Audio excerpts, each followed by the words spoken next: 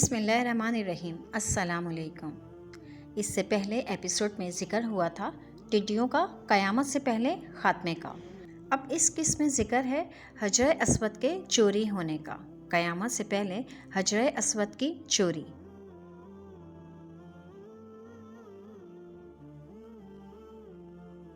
اس پتھر کا جسے دیکھنا، جسے ہاتھ لگانا اور چومنا ہر مسلمان کے لیے بہت بڑی سعادت ہے۔ جی ہاں، وہی پتھر جو کعبہ شریف میں نصب ہے۔ واقعے کی طرف بڑھنے سے پہلے آپ کو حجر اسود کے بارے میں تھوڑا سا بتاتے چلیں۔ یہ آیا کہاں سے، اسے نصب کیسے کیا گیا، حجر اسود کے معنی کیا ہیں؟ ناظرین، حجر اسود عربی زبان کے دو الفاظ کا مجموعہ ہے۔ حجر عربی میں پتھر کو کہتے ہیں اور اسود عربی میں کالے رنگ کو کہتے ہیں۔ حجر اسود وہ کالے رنگ کا پتھر جو کعبہ شریف کے جنوب مشرقی دیوار میں نصب ہے۔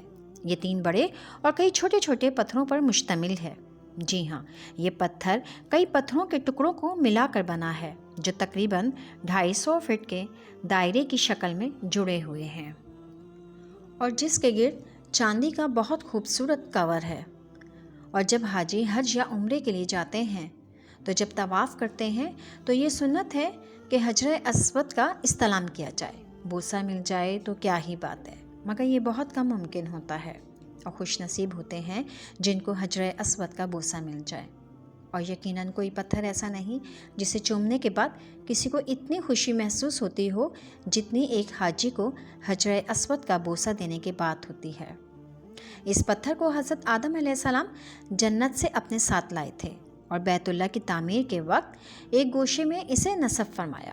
طوفان نوح میں حضرت آدم علیہ السلام نے جو کعبہ تعمیر کیا تھا وہ آسمانوں پر اٹھا لیا گیا تھا اور اس مبارک پتھر کو جبل ابو القبیس میں رکھ دیا گیا۔ یہ پہاڑ آج بھی موجود ہے جو خانہ کعبہ کے بالکل سامنے ہے اور اس پر ایک محل تعمیر ہے۔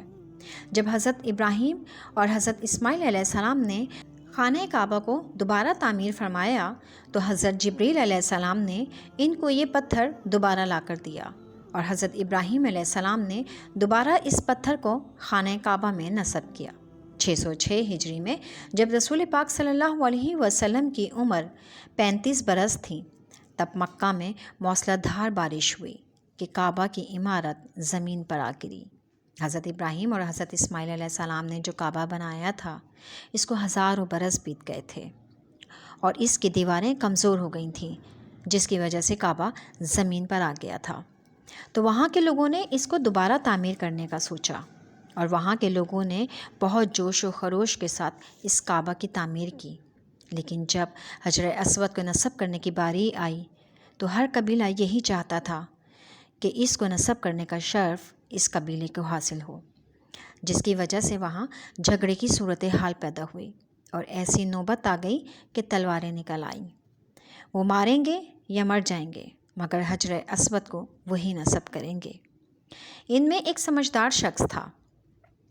اس نے مشورہ دیا کہ جو حرم پاک میں صبح سب سے پہلے داخل ہوگا اس سے اس مسئلے کے حل کے بارے میں پوچھا جائے گا۔ سب اس پر راضی ہو گئے۔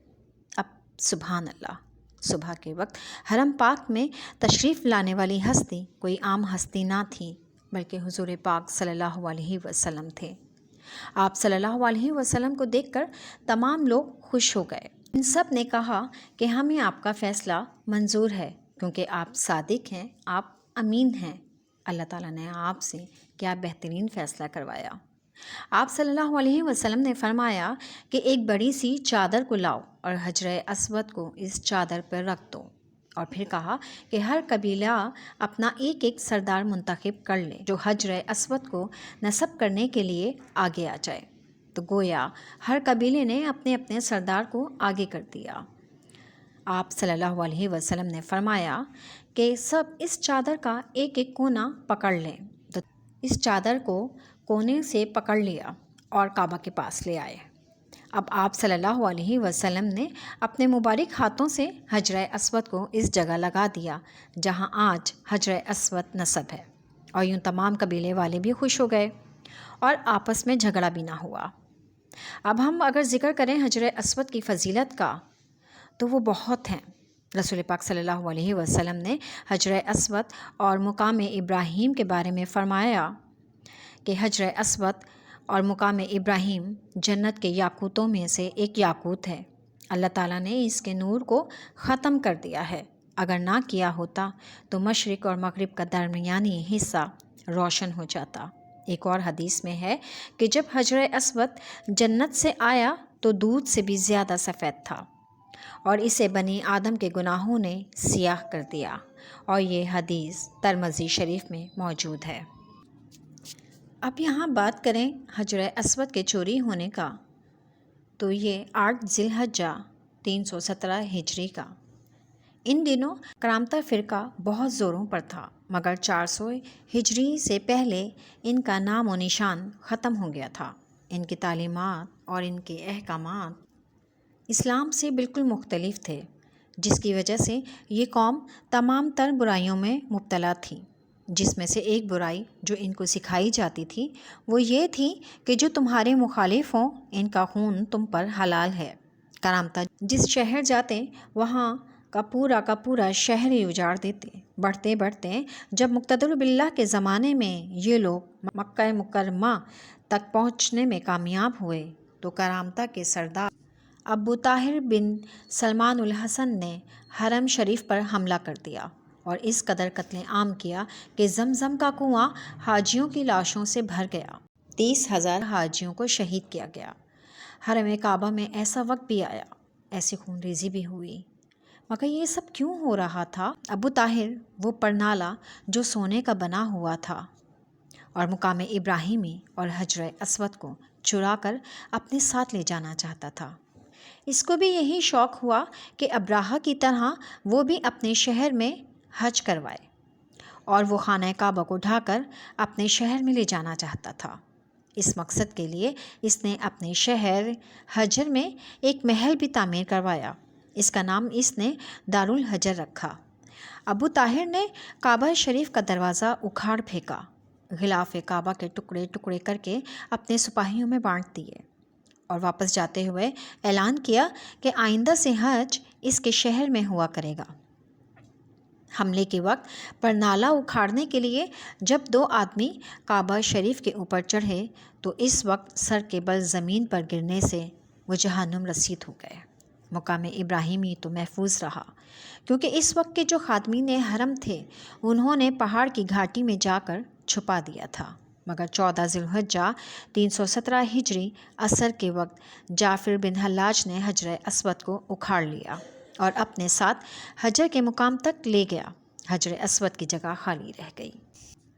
اس وقت کی اسلامی حکومت نے ان لوگوں سے مطالبہ کیا کہ اسے واپس کیا جائے۔ 50,000 سرخ دیناروں کی پیشکش بھی کی، مگر کوئی راہ نہ نکلی۔ پھر فاطمیوں کی مداخلت کرنے سے اسی کا مطالبہ زور پکڑ گیا، اور عبداللہ المہدی نے ابو طاہر کو پیغام بھیجا کہ حجر اسود کو واپس کر دو ورنہ جنگ کے لیے تیار ہو جاؤ۔ تو کرامتیوں نے کہا کہ حجر اسود ہمارے پاس نہیں ہے، وہ دوسرے پتھروں میں مل گیا ہے، تم لوگ آؤ تلاش کرو اور لے جاؤ۔ اس وقت کے تمام علماء نے مشورہ کیا کہ تمام پتھروں کو آگ میں ڈال دیا جائے۔